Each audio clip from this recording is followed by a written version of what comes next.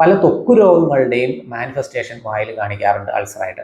അതിന് നമ്മൾ ഇത് എത്ര അൾസർ, അതായത് വായിൽ അൾസർ എന്നുള്ള രീതിയിൽ ചികിത്സിച്ചാൽ അത് മാറില്ല. അതിന് കൃത്യമായി തന്നെ അതിൻ്റേതായിട്ടുള്ള രീതിയിൽ നമ്മൾ ട്രീറ്റ് ചെയ്യേണ്ടത് ആവശ്യമുണ്ടാകും. അപ്പോൾ ഇതിൻ്റെ ഒരു ഹീലിംഗ് പ്രോസസ്സിനെ കുറച്ച് സ്റ്റിമുലേറ്റ് ചെയ്യുന്നതും കുറച്ച് വേഗത കൂട്ടുന്നതും അതേപോലെ തന്നെ ഇതിൻ്റെ വേദനയെ കുറയ്ക്കാൻ സാധിക്കുന്നതുമായിട്ടുള്ള ഒന്ന് രണ്ട് കാര്യങ്ങൾ ഞാൻ ഇപ്പോൾ പറയും. അതായത് ചില ആളുകൾ ഉപ്പ് ഡയറക്റ്റ്ലി വ്രണത്തിലേക്ക് ഇടാറുണ്ട്. എന്ന് വെച്ചാൽ പലപ്പോഴും അതിന് പ്രയോജനം കിട്ടുമോ എന്നുള്ളതൊരു സംശയമാണ്. എല്ലാവർക്കും നമസ്കാരം, പുതിയ വീഡിയോയിലേക്ക് സ്വാഗതം. വായ്പുണ്ണ്, അതായത് വായിലെ തോല് പോകുന്ന അവസ്ഥ, വായിലെ അൾസർ എന്നൊക്കെ പറയുന്ന അവസ്ഥ, ജീവിതത്തിൽ ഒരിക്കലെങ്കിലും ഇത് അനുഭവിക്കാത്തവരായിട്ട് ആരും തന്നെ ഉണ്ടാവില്ല. ശരിക്കും എന്തുകൊണ്ടാണ് ഇത് ഉണ്ടാകുന്നത്? ഇതിന് എന്തൊക്കെ പ്രതിവിധികൾ നമുക്ക് ചെയ്യാനായിട്ട് സാധിക്കും? ഇത് വരാതിരിക്കാൻ ശ്രദ്ധിക്കേണ്ട കാര്യങ്ങൾ എന്തൊക്കെ? ഇതൊക്കെയാണ് നമ്മൾ ഇന്നത്തെ വീഡിയോയിലൂടെ ഡിസ്കസ് ചെയ്യുന്നത്. അപ്പോൾ വീഡിയോ മുഴുവനായിട്ട് കാണുക. വായിലെ അൾസർ പൊതുവെ പ്രശ്നമൊന്നും ഉണ്ടാക്കാത്തതാണ്. ഏകദേശം 8 മുതൽ 10 ദിവസം കൊണ്ട് തന്നെ ഇത് തനിയെ ഉണങ്ങിപ്പോകും. ഇതിന് ലക്ഷണം എന്ന് പറയുന്നത് നടുക്ക് വെളുത്ത നിറവും ചുറ്റും ചുവന്ന നിറത്തിലാണ് ഈ വ്രണങ്ങൾ കാണുക. ശക്തിയായ വേദന ഉണ്ടാകും എന്നുള്ളതാണ് ഇതിൻ്റെ ഏറ്റവും വലിയ പ്രശ്നം. പൊതുവെ ഇതിന് അഫ്തസ് അൾസർ എന്നാണ് പറയുന്നത്. അഫ്തസ് അൾസർ വരാനായിട്ടുള്ള കാരണങ്ങളെ കുറിച്ച് നോക്കിക്കഴിഞ്ഞാൽ ഇതിൻ്റെ ഏറ്റവും പ്രധാനപ്പെട്ട കാരണം എന്ന് പറഞ്ഞു കഴിഞ്ഞാൽ ഇഞ്ചുറീസ് ആണ്. ഇപ്പോൾ മെക്കാനിക്കൽ ഇഞ്ചുറീസ്, അതായത് നമ്മൾ എന്തെങ്കിലും ഭക്ഷണമൊക്കെ കഴിക്കും, അറിയാതെ ചുണ്ടിൽ പിടിച്ച് കടിക്കും, അത് പിന്നീട് അതൊരു അൾസറായിട്ട് മാറാനായിട്ടുള്ള സാധ്യതയുണ്ട്. അതുപോലെ തന്നെ കെമിക്കൽസ്, എന്തെങ്കിലും കെമിക്കൽസ് അടങ്ങിയ ഭക്ഷണം കഴിക്കുമ്പോൾ, മീനിലൊക്കെ കെമിക്കൽസ് ഇട്ട് വരുന്നുണ്ടെങ്കിൽ ആ മീൻ കഴിക്കുമ്പോൾ ചിലപ്പോൾ വായിൽ തോല് പോകും, അത് പിന്നീട് അൾസറായിട്ട് മാറാനുള്ള സാധ്യതയുണ്ട്. അതുപോലെ തന്നെ പല പാക്ഡ് ഫുഡൊക്കെ കഴിക്കുമ്പോൾ, അതേമാതിരി ഭയങ്കരമായിട്ട് ഹോട്ട് സ്പൈസി ആയിട്ടുള്ള അച്ചാറുകളൊക്കെ അങ്ങനെ കൂടുതലായിട്ട് കഴിച്ച് ഇതുപോലെ തോല് പോവുകയും അത് പിന്നീട് അൾസറായിട്ട് മാറാനുള്ള സാധ്യത. അത് ഒന്നാമത്തെ കാര്യം. രണ്ടാമത്തെ ഒരു റീസൺ എന്ന് പറയുന്നത് ന്യൂട്രീഷൻ ഡെഫിഷ്യൻസിയാണ്. പ്രത്യേകിച്ച് vitamin B2, B12, iron, folate, ഇതിൻ്റെയൊക്കെ ഡെഫിഷ്യൻസിയിൽ വായിൽ തോല് പോവുകയും അൾസർ ഡെവലപ്പ് ചെയ്യാനായിട്ട് സാധ്യതയുണ്ട്. മൂന്നാമത്തെ ഒരു പ്രധാനപ്പെട്ട കാരണം എന്ന് പറയുന്നത് സ്ട്രെസ്സാണ്. സ്ട്രെസ്സുള്ള ആളുകളിൽ ഈ അൾസർ കൂടുതലായിട്ട് വരാനായിട്ടുള്ള സാധ്യതയുണ്ട്. ഇതാണ് പൊതുവെ അഫ്തസ് അൾസർ വരാനായിട്ടുള്ള കാരണം. ഇനി ഇതല്ലാതെ മറ്റു പല കാരണങ്ങൾ കൊണ്ടും വായിൽ അൾസർ ഉണ്ടാവാനായിട്ടുള്ള സാധ്യതയുണ്ട്. അതിൽ ഒന്നാമത്തെ കാര്യം എന്ന് പറഞ്ഞു കഴിഞ്ഞാൽ ആമാശയവുമായി ബന്ധപ്പെട്ട പ്രശ്നം, അതായത് ഒരു അസിഡിറ്റി ഉണ്ടെങ്കിൽ അത് അൾസറായിട്ട് ഡെവലപ്പ് ചെയ്യാൻ സാധ്യതയുണ്ട്. അതുപോലെ തന്നെ ആമാശയത്തിൽ നിന്ന് ക്രോൺസ് ഡിസീസ് പോലെയുള്ള അസുഖങ്ങളുടെ മാനിഫെസ്റ്റേഷനായിട്ട് വായിൽ അൾസർ ഉണ്ടാവാനുള്ള സാധ്യത. പല ത്വക്ക് രോഗങ്ങളുടെയും മാനിഫെസ്റ്റേഷൻ വായിൽ കാണിക്കാറുണ്ട് അൾസറായിട്ട്. പ്രത്യേകിച്ച് ലേക്കൻ പ്ലാനസ്, അത് പെംഫൈഗസ്, ഇതിൻ്റെയൊക്കെ ഒരു മാനിഫെസ്റ്റേഷനായിട്ട് വായിൽ അൾസർ വരാനായിട്ടുള്ള സാധ്യതയുണ്ട്. അതുപോലെ തന്നെ പല ഡ്രഗ് ഇൻഡ്യൂസ്ഡ് ചെയ്ത്, ഇപ്പോൾ ചില ആൻറ്റിബയോട്ടിക്സ്, ചില പെയിൻ കില്ലേഴ്സ് ഒക്കെ കഴിക്കുമ്പോൾ വായിൽ തോല് പോകുകയും അത് പിന്നീട് ഇതുപോലുള്ള അൾസറായിട്ട് ഡെവലപ്പ് ചെയ്യാനുള്ള സാധ്യതയുണ്ട്. പിന്നെ വളരെ റെയറാണെങ്കിൽ പോലും ഓറൽ ക്യാൻസറിൻ്റെ ഫസ്റ്റ് സ്റ്റേജിൽ ഇതുമാതിരി അൾസറേഷനാണ് നമ്മൾ കൂടുതലായിട്ട് കാണുന്നത്. ഇനി ഇങ്ങനൊരു അൾസർ നിങ്ങളുടെ വായിലുണ്ടെങ്കിൽ നിങ്ങൾ ശ്രദ്ധിക്കേണ്ട കാര്യങ്ങൾ എന്തൊക്കെയാണെന്ന് നമുക്ക് നോക്കാം. പൊതുവെ അഫ്തസ് അൾസർ എന്ന് പറയുന്നത് 8-10 ദിവസം കൊണ്ട് തനിയെ മാറിപ്പോകുന്നതാണ്. അപ്പോൾ ഇതിൻ്റെ ഹീലിംഗ് പ്രോസസ്സിനെ കുറച്ചുകൂടെ സ്പീഡാക്കാനായിട്ട്, അതുപോലെ തന്നെ ഇതിൻ്റെ വേദനയെ കുറയ്ക്കാനായിട്ട് നമുക്ക് ചെയ്യാൻ പറ്റുന്ന കാര്യങ്ങൾ എന്ന് പറഞ്ഞു കഴിഞ്ഞാൽ, ഇപ്പോൾ ത്രിഫല എടുത്താൽ അല്പം തേൻ ചാലിച്ച് ആ അൾസറിൽ നമുക്ക് പറ്റി കൊടുക്കാം.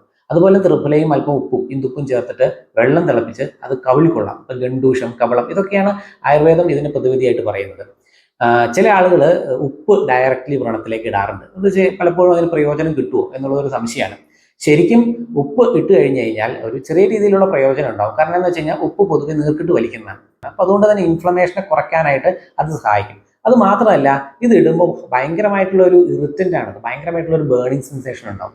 അപ്പോൾ അതുകൊണ്ട് തന്നെ അവിടുത്തെ നെർവ് എൻഡിങ്സിനെയൊക്കെ ഒന്ന് ഇറിറ്റേറ്റ് ചെയ്യുന്നതുകൊണ്ട് ഈ ഉപ്പ് നമ്മൾ മാറ്റിയാൽ പോലും കുറച്ച് സമയത്തേക്ക് വേദന കുറഞ്ഞതായിട്ട്, അത് വേദന അവിടെ സെൻസേഷൻ കുറഞ്ഞതായിട്ട് നമുക്ക് തോന്നും.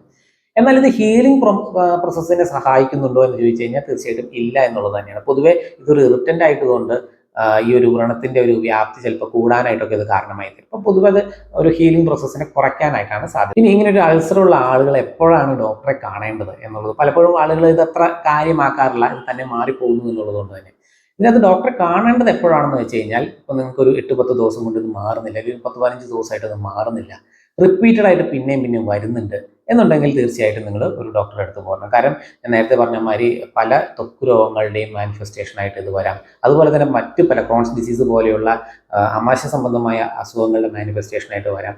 അപ്പോൾ അതുകൊണ്ട് തന്നെ ഇത് കൃത്യമായി വേർതിരിച്ചറിഞ്ഞ് ചികിത്സിക്കുക എന്നുള്ളത് വളരെ ഇമ്പോർട്ടൻ്റ് ആണ്. ഇപ്പോൾ ഒരു ഓറൽ ലേക്കൻ പ്ലാനസ് ആണെങ്കിൽ അത് കാണുന്നത് ഒരു അൾസറായിട്ടായിരിക്കും. ഇതിന് നമ്മൾ അൾസർ എന്നുള്ള രീതിയിൽ ചികിത്സിച്ചാൽ ഇത് മാറില്ല. അപ്പോൾ അതിന് കൃത്യമായിട്ട് തന്നെ അതിന് മറ്റു രീതിയിൽ, അതായത് ഒരു ലേക്കൻ പ്ലാനസിൻ്റെ രീതിയിൽ തന്നെ ചികിത്സിച്ചാൽ മാത്രമല്ല, അത് കൃത്യമായിട്ട് തന്നെ ഒരു ഡോക്ടറെ കണ്ട് അതിന് ഡയഗ്നോസ്, അതിന് തിരിച്ചറിഞ്ഞ് ചികിത്സിക്കേണ്ടതായിട്ട് ആവശ്യമാണ്. ഇനി ഇത് വരാതിരിക്കാൻ ശ്രദ്ധിക്കേണ്ട കാര്യങ്ങൾ എന്തൊക്കെയാണെന്ന് നോക്കിക്കഴിഞ്ഞ് കഴിഞ്ഞാൽ നമുക്ക് കൃത്യമായി മനസ്സിലാകും. പൊതുവെ ആമാശയത്തിൻ്റെ പ്രശ്നമാണ് ഈ അൾസറിനായിട്ടുള്ള കാരണം. ഒന്നാമത് പറഞ്ഞാൽ അബ്സോർഷൻ ഇല്ലാതെ, പൊതുവെ മാൽന്യൂട്രീഷൻ എന്ന് പറയുന്നതിന് കാരണം നമുക്ക് ന്യൂട്രീഷൻ കുറവായതുകൊണ്ടല്ല, ഇൻടേക്ക് കുറവായതുകൊണ്ടല്ല, പലപ്പോഴും ഇതിൻ്റെ അബ്സോർഷൻ കുറവായതുകൊണ്ട് തന്നെ.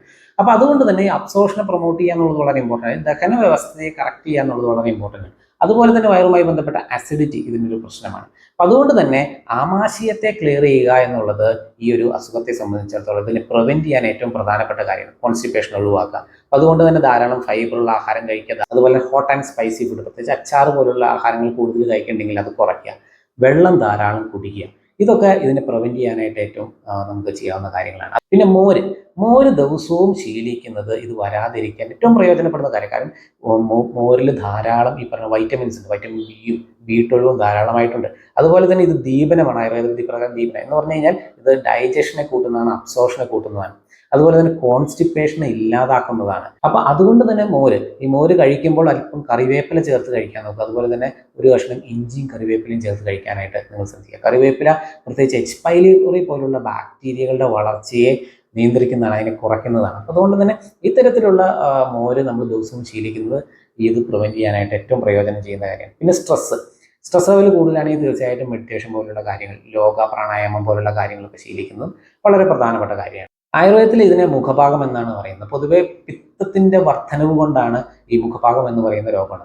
അതുകൊണ്ട് തന്നെ പിത്തത്തെ വർദ്ധിപ്പിക്കുന്ന, അതായത് അസിഡിറ്റിയെ കൂട്ടുന്നതായിട്ടുള്ള ആഹാരങ്ങൾ, പ്രത്യേകിച്ച് ഹോട്ട് ആൻഡ് സ്പൈസി, അച്ചാറ് പോലത്തുള്ള കാര്യങ്ങളൊക്കെ നിയന്ത്രിക്കുക, ഡീപ് ഫ്രൈ ചെയ്ത കാര്യങ്ങളൊക്കെ നിയന്ത്രിക്കുക. അതൊക്കെ ഇതിനെ നിയന്ത്രിക്കുന്നതിൽ വളരെ പ്രധാനപ്പെട്ട കാര്യമാണ്. അതുപോലെ തന്നെ ഇതിന്റെ ചികിത്സ എന്ന് പറയുന്നത് ഞാൻ നേരത്തെ പറഞ്ഞ പോലെ മരുന്നുവെള്ളം വായിൽ കൊള്ളുക, കബളം, ഗഡൂഷം എന്നൊക്കെയാണ് പറയുന്നത്. പൊതുവെ ഈ ഒരു വായിലുണ്ടാകുന്ന അൾസർ അല്ലെങ്കിൽ അഫ്തസ് അൾസർ എന്ന് പറയുന്നത് വളരെ ഗ്രാവിറ്റി കുറഞ്ഞൊരു അസുഖമാണ്. നോർമലി 8-10 ദിവസം കൊണ്ട് മാറിപ്പോകുന്നതാണ്. പക്ഷേ കൃത്യമായി ഇത് മാറിപ്പോകുന്നില്ല, റിപ്പീറ്റഡ് ആയിട്ട് വരുന്നുണ്ടെങ്കിൽ തീർച്ചയായിട്ടും നിങ്ങളൊരു ഡോക്ടറുടെ അടുത്ത് പോയി ഇതിനെ തിരിച്ചറിഞ്ഞ് ചികിത്സിക്കേണ്ടത് വളരെ ഇമ്പോർട്ടൻ്റ് ആയിട്ടുള്ള കാര്യമാണ്. അപ്പോൾ ഈ ഒരു ഇൻഫർമേഷൻ നിങ്ങൾക്ക് ഉപകാരപ്പെട്ടെങ്കിൽ നിങ്ങൾ ആളുകളിലേക്ക് ഷെയർ ചെയ്ത് കൊടുക്കുക. വീഡിയോ ഇഷ്ടപ്പെട്ടെങ്കിൽ ലൈക്ക് ചെയ്യുക. മറ്റൊരു വീഡിയോയുമായി കാണാം. Thank you.